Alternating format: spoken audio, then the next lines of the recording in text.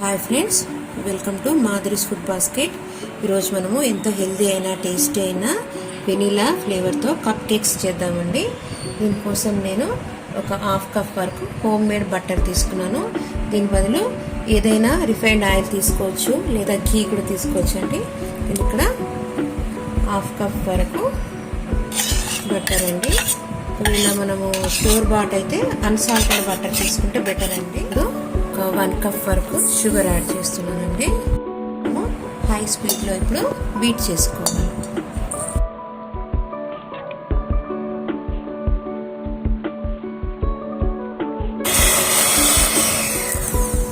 ఇలా ఒక 3 minutes whisk చేసుకున్నానండి. దీంట్లో మనం ఎగ్స్ యాడ్ చేద్దాం. నేను 2 eggs తీసుకున్నానండి. ఒకేసారి 2 యాడ్ చేయొద్దు, 1 after 1 యాడ్ చేసుకోవాలి.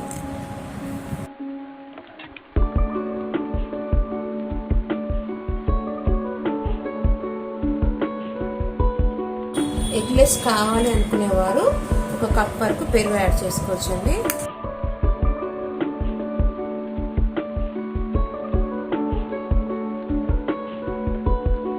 ఒకసారి బౌల్ అంతా నీట్గా చేసుకొని మళ్ళీ విస్క్ చేయాలండి. ఫ్రాతీ లాగా రావాలి. ఒక 3-4 minutes హై స్పీడ్లో పెట్టి విస్క్ చేసుకోవాలి. ఇప్పుడు ఒక సిల్వర్ తీసుకొని 1 కప్ వీట్ ఫ్లోర్ అండి. టోటల్ వీట్ ఫ్లోర్ వాడుతున్నాను. మనకు బేకరీ స్టైల్లో రావాలి అంటే మైదా కూడా వాడుకోవచ్చు. నేను 1.5 కప్ వరకు వీట్ ఫ్లోర్ దగ్గర పెట్టుకున్నానండి. 1 కప్ పోసాను, చూసుకుంటూ పోయాలి.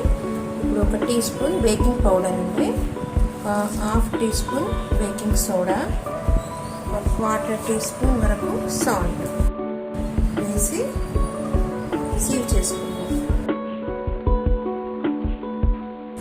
1/2 మైదా 1/2 వీట్ ఫ్లోర్ అయినా తీసుకోవచ్చు, లేదా మొత్తం మైదా అయినా తీసుకోవచ్చు అండి. చూడండి, ఇట్లాంటివి వస్తే తీసేయాక 1 టీ స్పూన్ వరకు వెనిలా ఎసెన్స్ అండి వేసుకొని మళ్ళీ ఒకసారి లో స్పీడ్లో చేసుకోవాలండి.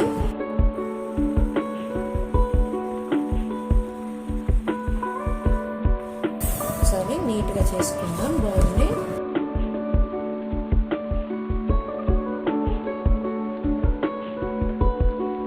ఒక 4 టీ స్పూన్స్ వరకు ఫ్లోర్ యాడ్ చేస్తున్నాను. యాడ్ చేసి మళ్ళీ ఒకసారి విస్క్ చేసుకుందాం. ఇప్పుడు కొన్ని అంటే ఒక 2 టేబుల్ స్పూన్స్ వరకు పాలు పోస్తున్నాను.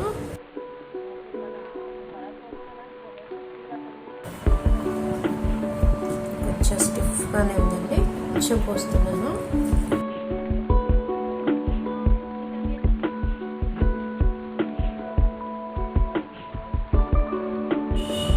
ఇలా నేను ఒక 4 minutes లో స్పీడ్లో విస్క్ చేశానండి. నేను ఇప్పుడు నీట్గా చేసుకుందాం. చూడండి, నాకు 1 టీ కప్ వరకు పాలు సరిపోయాయండి. అలాగే దాదాపు 1.5 కప్ వరకు wheat flour, 1 cup sugar, 2 eggs, 1 teaspoon baking powder, 1/2 teaspoon baking soda, 1 teaspoon మన వెనిలా ఎసెన్స్ వేసినటువంటి బ్యాటర్ రెడీ. ఇప్పుడు వీటిని మనము స్టవ్ పైన పెట్టుకొని కేక్లా చేసుకోవచ్చు, అవెన్లో కూడా పెట్టుకోవచ్చు అండి. ఇప్పుడు నేను స్టవ్ పైన చూపిస్తున్నాను. ఇలా మనము బ్యాటర్ రెడీ చేసుకున్నాం కదండి. కన్సిస్టెన్సీ ఈ విధంగా ఉండాలి. కప్ కేక్స్ మనకి ఇక్కడ ఇప్పుడు సిలికాన్తో చేసినటువంటివి దొరుకుతున్నాయండి. ఇవి మనం స్టవ్ మీద పెట్టుకోవచ్చు, అవెన్లో కూడా చేసుకోవచ్చు. ఇవైనా వాడచ్చు, లేదా మన ఇంట్లో ఏమైనా ఉంటాయి కదండి, కప్స్, టీ గ్లాసెస్, ఇటువంటి చిన్న చిన్నవి ఇవైనా వాడుకోవచ్చు. లేదా అంటే ఇప్పుడు ఇలా ఉంటాయి కదా కాఫీ మగ్స్, ఏ సైజు అయినా చిన్నవి, ఇవైనా వాడుకోవచ్చు అండి. స్టీల్ అయినా వాడచ్చు, అల్యూమినియం అయినా వాడచ్చు. వీటిని కొంచెం మనము గీ లేదా బట్టర్ తోటి గ్రీస్ చేసుకోవాలన్నమాట. అదే ఇవైతే మాత్రం గ్రీస్ చేసుకొని అవసరం లేదండి. ఇప్పుడు మనము వీటిని గ్రీస్ చేసుకుందాం. నేను స్టవ్ పైన ఫస్ట్ చూపిస్తున్నాను. వీటికి వేసే కన్నా ముందు నేను కొంచెం కలర్ఫుల్గా ఉండడం కోసం టూటీ ఫ్రూటీలు తీసుకున్నాను, ఒక 1.5 టేబుల్ స్పూన్ వరకు. దీనిలోకి ఒక 1 టీ స్పూన్ వరకు నేను గోధుమ పిండి యాడ్ చేశానండి. ఇట్లా ఒకే దగ్గర ఉండకుండా సపరేట్గా ఉంటాయి. మళ్ళీ మనము పిండిలో వేసినప్పుడు బాటమ్కి కాకుండా స్ప్రెడ్ అయినట్టుగా ఉంటాయన్నమాట. ఇలా ఇలా కలుపుకొని మనకి ఎన్ని అవసరం ఉంటే అన్నీ వేస్తున్నానండి. తింటున్నప్పుడు మనకు మధ్యలో వస్తాయన్నమాట. ఒకసారి కలుపుకుందాం. కట్ అండ్ ఫోల్డ్ మెథడ్లో కలుపుకోవాలండి.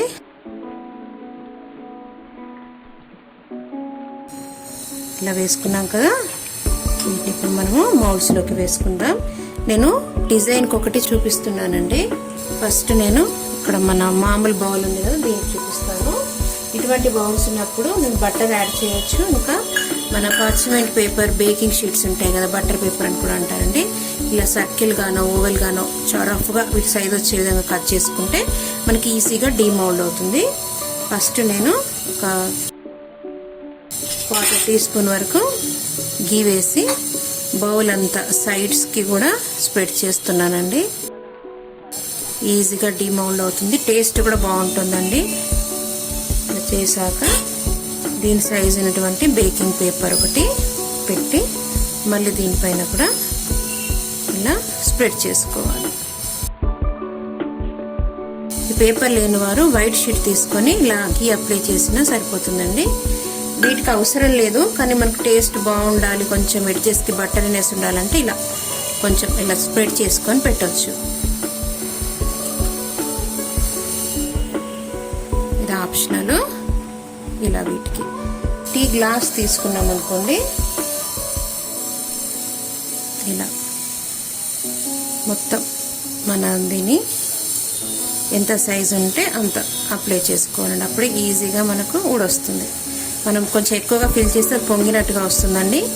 ఏ మౌల్ తీసుకున్నా 60% వరకే కేక్ బ్యాటర్ ఫిల్ చేసుకోవాలి. ఇలా చేసుకున్నాక ఇంకా దీన్ని కూడా స్టిక్ అవుతుంది అనుకుంటే ఒక చిన్న బటర్ పేపర్ తీసుకొని ఇలా అడుగుకి సెట్ అయ్యే విధంగా అడుగు భాగాన్ని పెట్టి మళ్ళీ బ్రష్తో ఇలా సెట్ చేసుకోవాలి.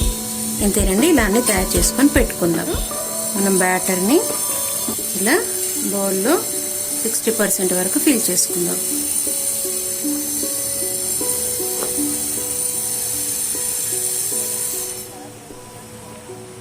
ఫిల్ చేశాక ఒకసారి ఇలా ట్యాప్ చేస్తే ఎయిర్ బబుల్స్ ఉంటే వెళ్ళిపోతాయి.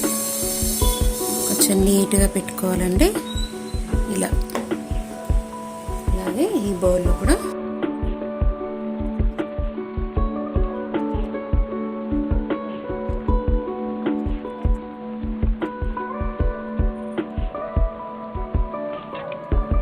స్టవ్ పైన బేకింగ్ చేద్దాం అనుకుంటున్నాను అండి. దీనికోసం నేను ఒక వెడల్పాటి కడాయి తీసుకొని దాంట్లో సాల్ట్ పోసి ఒక స్టాండ్ పెట్టానండి. మామూలుగా పెద్ద కేక్ టిన్స్ అయితేనేమో సాల్ట్ పైన డైరెక్ట్ పెట్టచ్చు, లేదా స్టాండ్ వేసి పెట్టచ్చు అండి. ఇవి చిన్నవి కదా, అందుకే నేను ఒక స్టాండ్ పెట్టాను. ఈ కప్స్ కరెక్ట్గా కూర్చోవడానికి ఒక హోల్స్ ఉన్నటువంటి ప్లేట్ పెట్టానండి. నేను ఎన్నోసార్లు బేక్ చేశాను కాబట్టి అది కలర్ అలా అయింది. వీటిపైన నేను పెద్దదాన్ని మధ్యలో పెడుతున్నాను, చిన్న వాటిని పక్కకు పెడుతున్నానండి. వెయిట్ బ్యాలెన్స్కి చూసుకోవాలి. మనం ఫిల్ చేసుకున్నటువంటి కప్స్, గ్లాసెస్ పెట్టాలి. దీనిపైన ఇంకొంచెం డిజైన్ బాగుండడానికి కొన్ని టూటీ ఫ్రూటీలు వేస్తున్నానండి. ఇలా కొన్ని వేసి మూత పెట్టి ఒక 30 నుంచి 35 మినిట్స్ టైం పడుతుందండి. లో టు మీడియం ఫ్లేమ్ పైన మనం బేక్ చేద్దాం. హై పెట్టద్దండి, ఒకేసారి ఎక్కువగా పొంగుతాయి. మామూలుగా కప్ కేక్స్ పొంగుతాయి, మనం హై పెడితే ఇంకా తొందరగా పొంగుతాయి అన్నమాట. కాబట్టి సిమ్లోనే పెట్టాలి. 10 మినిట్స్ తర్వాత ఇలా పొంగాయండి, చూడండి. ఇంకొక 20 మినిట్స్ వెయిట్ చేద్దాం. ఒక 20 మినిట్స్ తర్వాత ఎంత బాగా పొంగాయో ఒకసారి తీసి కొన్ని టూటీ ఫ్రూటీలు స్ప్రింకిల్ చేద్దాం అనుకుంటున్నాను అండి. స్లోగా తీయాలి. ఇలా కొన్ని టూటీ ఫ్రూటీలు వేసి మళ్ళీ మూత పెట్టి ఇంకొక 10 మినిట్స్ బేక్ చేద్దాం. ఇప్పుడు 30 మినిట్స్ అయిందండి. మూత తీసి చూద్దాం. బాగా పొంగాయండి, చూడండి. ఈ మాత్రం అంటుకోకుండా వస్తున్నాయి కదా, అంటే బేక్ అయినట్టే. నేను స్టవ్ ఆఫ్ చేసి చల్లార పెడుతున్నాను. ఇలా నేను మన కేక్ బ్యాటర్ యూజ్ చేసి 2 గ్లాసులు, ఒక 2 బౌల్స్, 3 మన సిలికాన్ కప్స్ యూజ్ చేశాను కదండి. చాలా మంచిగా బేక్ అయిందండి. కాకుంటే కొంచెం ఎక్కువగా పొంగి ఒకదానికి ఒక టచ్ అవ్వడం వల్ల ఇలా అయిందన్నమాట. కొంచెం చూడండి ఎంత బాగుంది. ఇవి చల్లారక్క తీయాలండి, ఇప్పుడు చాలా వేడిగా ఉన్నాయి. చల్లారక్క తీసి మనము సర్వ్ చేసుకుందాం. ఇలా ఈ గ్లాస్లో నేను డీమోల్డ్ చేశానండి, ఇలా వచ్చింది. దీని వెనుక నుంచి ఎంత బాగుందండి, బట్టరిగా రిచ్గా చూడండి, ఫ్లఫీగా చూడండి ఎంత ఫ్లఫీగా. నేను ఒక పావు కప్పు వరకు విప్ క్రీమ్ పౌడర్ తీసుకున్నానండి. అలానే పావు కప్పు వరకు వాటర్ 1:1 రేషియోలో పోస్తున్నాను. చిల్డ్ వాటర్ తీసుకోవాలంటే ఫ్రిడ్జ్లో నార్మల్ రిఫ్రిజిరేటర్లో పెట్టిన వాటర్ తీసుకొని బ్లెండ్ చేసుకోవాలి. ఒక 3 to 4 minutes టైం పడుతుంది.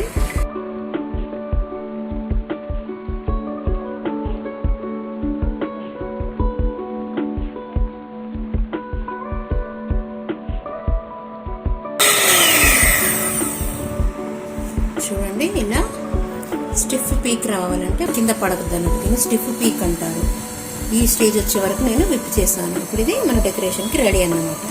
గ్లాస్లోకి పైపింగ్ బ్యాగ్ పెట్టుకొని ఫిల్ చేసుకోవాలండి. మనకి ఎంత అవసరమో అంత ఫిల్ చేసుకోవాలి. యాక్చువల్గా మనం టూటీ ఫ్రూటీలు చల్లాము, డెకరేషన్ అవసరం లేదండి, ఇలా తిన్నా బాగుంటాయండి. జస్ట్ మనకు బేకరీ లుక్ ఇవ్వడానికి నేను డెకరేట్ చేస్తున్నాను.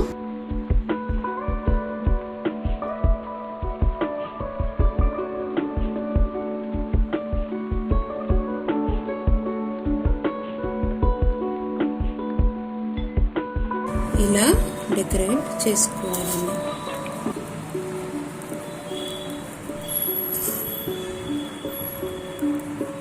కొంచెం కలర్ఫుల్గా కనిపించడానికి నేను స్ప్రింకిల్ చేస్తున్నాను.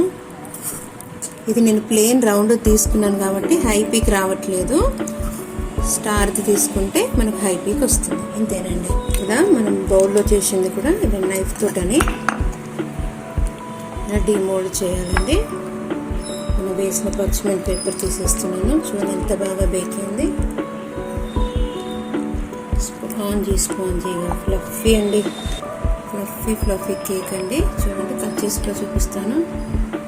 అంత ఈజీగా మాయిస్ట్గా బట్టర్ రిచ్ అన్నమాట. చూడండి ఇలా ప్లెయిన్గా తిన్నా సరే లేదా ఇలా డెకరేట్ చేసుకొని తిన్నా సరేనండి. చాలా హెల్దీ అయిన టేస్టీ అయిన డిష్. మీరు కూడా ట్రై చేసి మీ ఇంట్లో పిల్లలకు పెట్టండి.